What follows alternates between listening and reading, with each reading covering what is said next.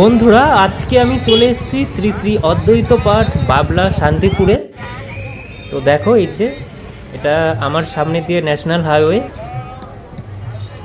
তো এই ভিডিওতে তোমাদের যে দোল পূর্ণিমা উপলক্ষে যে বাবলাতে যে বিশাল এক অনুষ্ঠান হয় প্রত্যেক বছর, সেইটা তোমাদের সামনে আমি একটু শেয়ার করব। তো দেখো, মানে প্রচণ্ড ভিড় ছিল এবং প্রত্যেক বছরই এই দিনটাতে ভিড় হয়, তবে আমি দেখলাম এই বছর ভিড়টা খুবই বেশি। তো দেখো, হাজার হাজার ভক্তের সমাবেশ ঘটেছে এখানে। তো দেখো,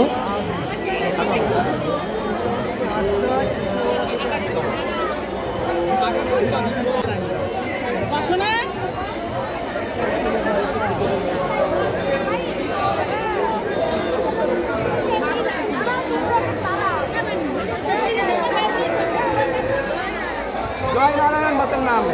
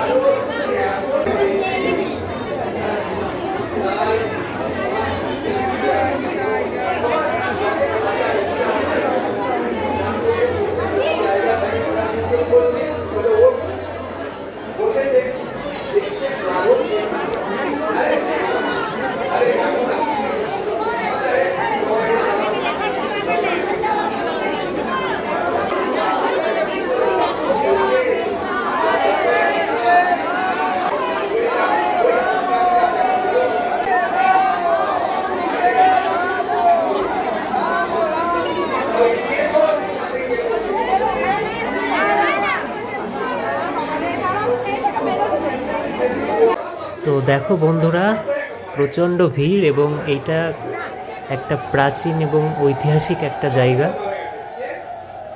তো দেখতে পাচ্ছ এত ভিড় আশেপাশে, মানে ঠিকঠাক দাঁড়ানোর পর্যন্ত জায়গা নেই।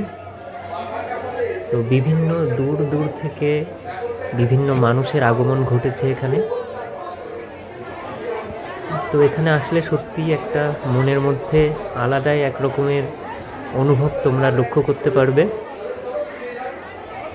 তো আমি এবার তোমাদের এই দিকটা এসে এই সাইডের কিছুটা ভিউ শেয়ার করব। তো তোমরা ভিডিওটা দেখতে থাকো এবং আমার চ্যানেলে যারা নতুন, অবশ্যই তোমরা আমার চ্যানেলটি সাবস্ক্রাইব করে দিও এবং ভিডিওটি ভালো লাগলে একটু লাইক, কমেন্ট ও শেয়ার করে দিও।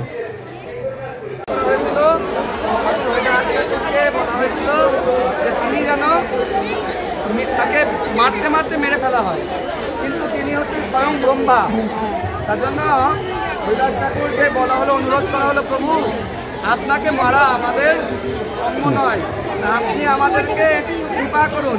যারা মারছেন পেয়াদা, যে আপনাকে যদি না মারতে পারি তাহলে আমাদের বরদান যাবে, কম করে কিছু সময় আপনি শ্বাস রুদ্ধ রাখুন যাতে আমরা বলতে পারি মারা গেছে। তখন ইনি এইরকমভাবে অভিনয় করতে লাগলো, এই গঙ্গায় ফেলে দেওয়া হয়েছিল। ভাসতে ভাসতে ভাসতে ভাসতে অদ্বৈত প্রভু এই শান্তিপুরে নাথ অদ্বৈত প্রভু স্নান করতে নেমেছেন, তখনই তার এই দেহটা ভাসতে ভাসতে আসছে। তখন তিনি লাভ করে এই স্থানে সেই অদ্বৈত প্রভুকে হরিনাম, এর নাম ছিল হারেশ। এই হারেশকে সর্বপ্রথম তিনি হরিনাম করতে ভালোবাসতেন সর্বদাই, কিন্তু অদ্বৈত প্রভু তাকে হরিনাম প্রদান করলেন, তার নাম হলো হরিদাস। হরে কৃষ্ণের দাস, সর্বদাই হরিনাম করতে তিনি ভালোবাসেন, তার নাম হলো হরিদাস। নামাচার্য হরিদাস ঠাকুর কি ভজন দুটি দেবেন। তাহলে এখানে কাকে কাকে দেখলাম? নিত্যানন্দ প্রভু, মহাপ্রভু, হরিদাস। তাহলে চারজন মহান বৈষ্ণব ভগবানের ভক্তের ভজনস্থল বাবলা ধাম। এখন যাবো মহাপ্রসাদ। হরে কৃষ্ণ। মহাপ্রসাদ কি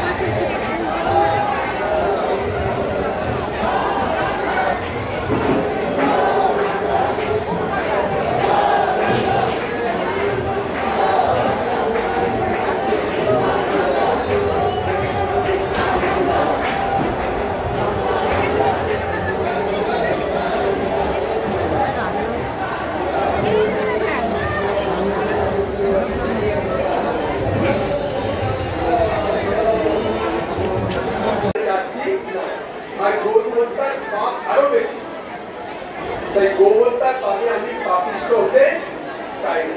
স্নান করতে তাহলে একটা শিখতে চাও না, তুমি যদি সাথে সঙ্গে উত্তর শিখতে চাও এখন পাথর এখানে মারা যায়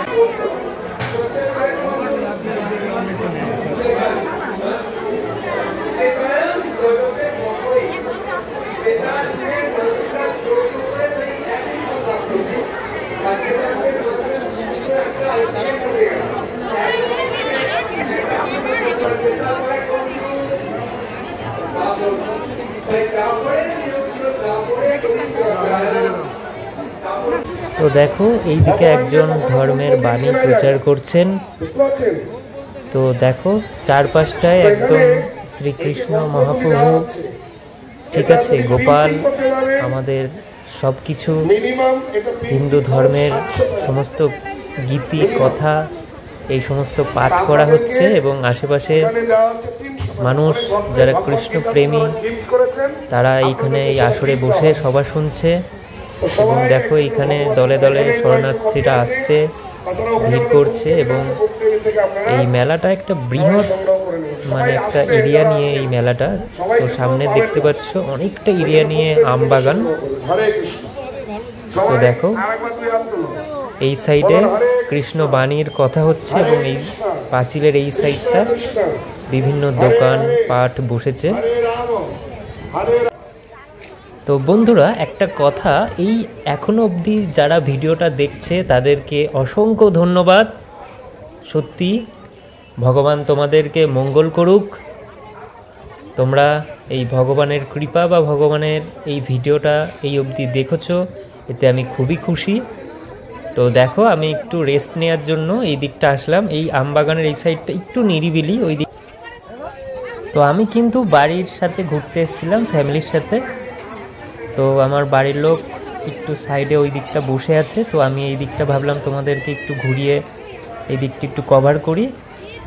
তো তোমরা দেখো, আর ভিডিওতে তোমরা একটু লাইক দিও অবশ্যই, অনেক কষ্ট করে ভিডিওটা বানাতে হয়, তো বানিয়ে এডিট করে তোমাদের সামনে দিতে অনেকটা সময়েরও ব্যাপার।